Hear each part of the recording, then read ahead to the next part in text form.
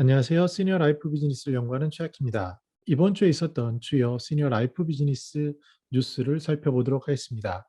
첫 번째 소개할 뉴스는 중년기에 이것에 시달리면 치매 위험이 2배로 껑충 오른다는 뉴스입니다. 미국의 보스턴대에서 나온 결과인데요. 지속적으로 외로움을 느끼는 경우에 치매에 걸릴 위험이 더 크게 높아진다는 연구 결과가 나타났습니다. 우리들이 일반적으로 생각하겠지만 외로움을 느끼는 것과 치매와는 상관관계가 있음을 알 수 있고요. 특히 노년 후에 혼자서 외로워서 소통을 못한다거나 그러한 감정이 지속될수록 어떤 뇌의 활동에도 영향을 미치는 것으로 추정해 볼 수 있겠습니다. 따라서 치매 예방을 위해서는 친구 집단이라든지 가족과의 소통 이런 것들이 중요함을 알 수 있는 대목입니다. 두 번째 소개시킬 뉴스는요. 결혼해도 결국 혼자 부모 세대 황혼 이혼 보며 허탈이라고 비혼족에 대한 뉴스를 싣고 있습니다. 최근에 1인 가구 비중이 굉장히 높아지고 있습니다. 이는 젊은 사람뿐만 아니라 시니어의 경우에도 마찬가지가 되는데요. 시니어인 경우에도 여성분이 더 오래 사시게 되시고 또 혼자서 지내게 될 삶을 누군가는 계획을 해야 될 필요가 있습니다. 거기다가 황혼이라든지 또 각자의 삶을 중시하는 이런 표현, 생활 방식의 변경, 이런 것들을 고려해 봤을 때 1인 가구에 대한 비중이 높아지는데요. 현재 조영태 교수님은 비혼자들에 대한 연구는 결혼하지 않는 집단이 전체의 5% 수준일 때 만들어진 것이기 때문에 지금은 비혼자와 1인 가구에 대한 그들이 원하는 주거 환경, 사회 환경 등을 분석해서 제도와 시장 환경을 바꿔가야 한다라고 말하고 있습니다. 이는 비단 비혼자들뿐만 아니라 시니어들, 특히 시니어 중에서도 비혼자가 늘어나고 있는데요. 이러한 혼자 사는 1인 가구를 위한 제도와 정책, 이런 것들이 다양하게 펼쳐질 것이고, 가족이라는 개념도 이전의 혈연 개념에서 좀 더 발전된 주거 공동체라든지 함께 어울리는 그런 쪽으로 강화될 것으로 보여집니다. 세 번째 뉴스는요. 2021년도 유튜브 트렌드 10이라는 뉴스입니다. 콘텐츠의 양극화가 시작되고 오래 되려면 조바심을 버려야 된다라는 부제로 되어 있는데 제가 여기서 주목하는 부분은 바로 콘텐츠를 연계한 사업의 본격화라는 부분입니다. 앞으로 중요한 것은 어떤 콘텐츠를 통해서 어떻게 연계가 가능한지 이런 부분에 대한 것들입니다.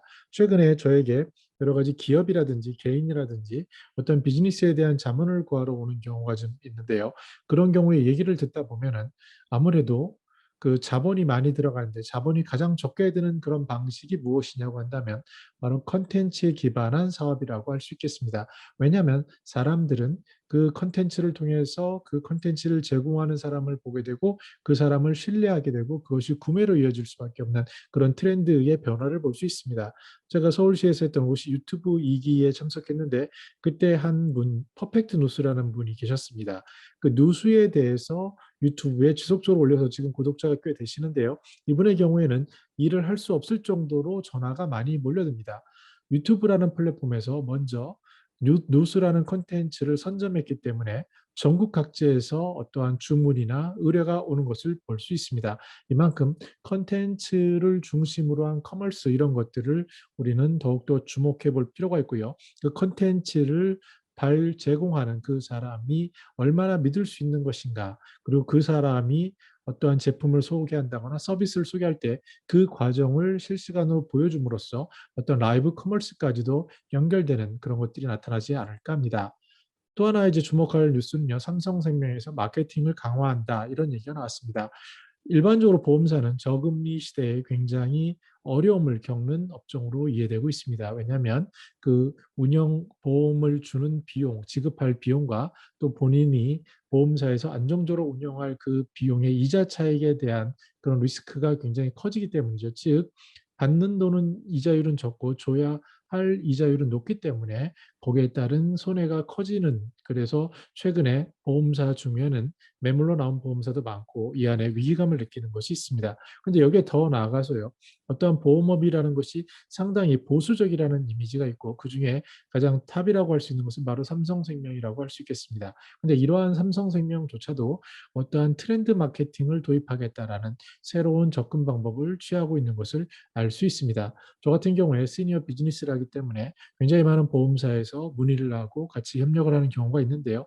그런 경우에 대부분 최고 탑 티어라기보다는 뭔가 약점을 보완하기 위한 그런 회사들의 접근이 많았다면 최근에는 삼성생명처럼 일군인 어느 정도 안정성이 있다라는 그런 기관에서도 미래의 변화를 보고 새로운 변화의 드라이브로 실버, 특히 시니어에 대한 관심이 느는 것을 알 수 있습니다. 그 이유는 고령화에 따라서 고객이 점차 변했고 더 이상 다른 곳에서 수익을 내기에는 어려운 부분들이 현실에서 느껴지기 때문입니다. 일본의 경우에는요, 10년 전 얘기지만 기업의 약 70%, 60%가 마케팅 부서가 있었습니다. 그 마케팅 부서에 시니어 마케팅 부서가 있었고요. 우리나라도 일부 생명보험사를 중심으로 외국계나 이런 곳에서는 그런 어떤 세그먼트, 특히 시니어 마케팅 부서를 만들었다가 그 붐이 또 급속히 사라지고 또 은퇴연구소라는 것을 만들었다가 또 다시 급속히 사라지고 이런 것을 반복하고 있습니다.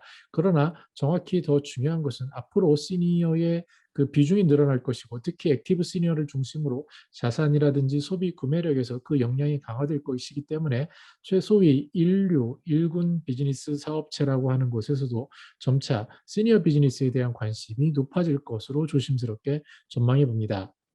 다음 뉴스는 자녀에게 증여를 빨리 해야 하는 이유라고 이상건 전무께서 그 글을 올리셨는데요. 필자는 투자에 대한 부모들의 근본적인 마인드세트가 바뀐 것으로 본다라고 정의하고 있습니다. 자산이 많은 분들의 고민은 이 자산을 어떻게 증여하고 아니면 상속할 것인가에 대해서 쏠리게 마련입니다.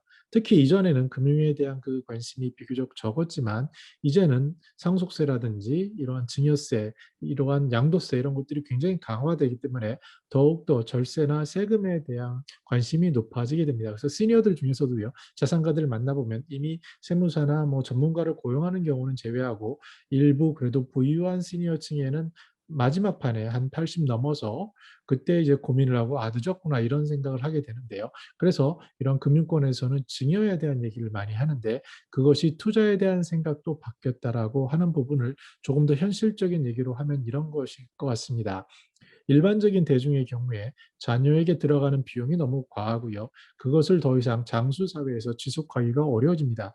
그러면 제일 중요한 것은 자녀가 스스로 독립할 수 있는 기회와 그러한 여건을 만들어주는 것이 중요한데요. 그 방법 중에 금융적인 방법이 들어가고 일찍 증여를 통해서 작은 자금이 어떠한 장기적인 수익을 낼 수 있는 그런 쪽으로 접목해 나가는 그런 인식의 변화 그리고 상황의 변화가 맞물려 있다라고 볼 수 있겠습니다. 다음 뉴스는 일본 정부가 고령자 주거 안정을 위해 생각해낸 방법이라는 글인데요. 고령자인 경우에 생각해 보시면 어떤 것이 고민이냐면 자기가 살 집이 있는 것이 중요하고요. 그 다음에 매일 끼니를 때울 수 있는 것, 그 다음에 건강에 대한 것, 그리고 자녀에 대한 것 이런 것들로 중요한 관심사가 구성된다라고 할 수 있습니다. 만약에 건강을 챙기고 자녀에 대한 것도 해소가 됐다면 남은 것은 주거의 안정성인데요. 부동산 자산이 크게 몰려 있을 때는 현금 흐름 창출이 어렵게 됩니다. 그리고 연금에 기대거나 이런 것들 공적 그 부조에 대한 도움을 요청하게 되는데요. 이럴 때 시니어가 만약에 맘 편하게 산다고 했을 때 주거는 너무나도 중요하게 됩니다. 그래서 이런 부동산과 맞물려서 일본에서는 종신 건물 임대 제도라는 것을 확대하고 2018년부터 전국적으로 확대 실시한다고 하는데요. 그러면 시니어가 사는 건물, 임대를 줄 건물의 특징은 어떤 거냐? 베리어 프리 디자인이 당연히 들어가야 되는 것이고요. 그곳으로 우리나라의 커뮤니티 케어처럼 어떤 서비스들이 몰려서 시니어들이 요양원이나 요양병원을 덜 갈 수 있도록 그리고 그 안에서도 그 웰다잉을 할 수 있는 여건을 만드는 것들로 나아갈 것입니다. 물론 그 부동산에 대한 리스크는 어떤 공공기관에서 잡게 되고요. 그런 것을 여기서 보는 것처럼 입주 절차, 계약 절차를 통해서 특히 종신 그리고 동거 배우자에 대한 배려 이런 것들을 통해서 삶에 있어서 최소한 살아가는 동안 건물에 대한 걱정을 없앨 수 있는 이런 시스템들이 늘어나고 있습니다. 그래서 우리나라에서도 앞으로 이런 것들이 이제 접목이 될 거고요. 그렇게 되면 시니어 입장에서는 집에 대한 부담을 줄게 되고 기존에 있던 주거라는 자산을 가지고 다른 쪽에서 활용할 수 있는 즉 현금 흐름으로 활용할 수 있는 방법들이 늘어나지 않을까 보여지고요. 그러한 시도의 첫 단추가 주택연금으로 이해할 수 있어 보입니다. 다음은 일자리 숫자의 착시라는 것으로 하루 3-4시간 근무자가 200만 명을 돌파했다. 근데 이 기사를 보면은 단기 근로자가 늘어나서 일자리가 늘어난 것 같지만 실제로는 시니어들의 노인 일자리, 특히 공공일성 일자리가 아니냐라고 약간 비판적인 시각의 글로 기사를 썼습니다. 그런데 제가 보는 관점은 이렇습니다. 시니어 입장에서 두 가지 일자리에 중요한 게 있는데요. 하나는 생산 가능 인구, 즉 16세에서 64세까지 이런 인구에 포함되지 않는, 즉 65세를 넘은 노인들의 경우에 일자리를 안 하게 됐을 때 사회가 갖는 부담이 굉장히 크게 됩니다. 근데 시니어 일자리, 노인 일자리를 통해서는 그 연령을 높일 수 있기 때문에 국가적인 자원에 도움이 되고요. 또 시니어 입장에서 봤을 때 공공 일자리를 통해서 나오는 27만 원이라든지 이 정도의 작은 돈이 작아 보이지만 그것이 그분들의 삶의 현금 흐름에 있어서는 굉장히 큰 효과를 준다는 것을 우리들은 잘 알고 있습니다. 따라서 이러한 일자리는 뭐 비판적인 것은 받아들여야겠지만 중요한 것은 노인에게 일자리가 필요하고 그 일자리를 제공한다는 것은 생산 가능 인구를 넓히며 또 시니어들에게 자급자족할 수 있는 룸을 넓히는 그런 아주 긍정적인 것이고, 이것이 청년 일자리와 맞물려서 같이 고민되어야 될 것이 아닌가라고 조심스럽게 생각을 합니다. 끝으로 소개할 내용은요, 굉장히 좋은 그 글인데 김교환 기자님이 쓰신 글입니다. 내용을 보면 어떤 사람이 스님을 찾아가서 물었다.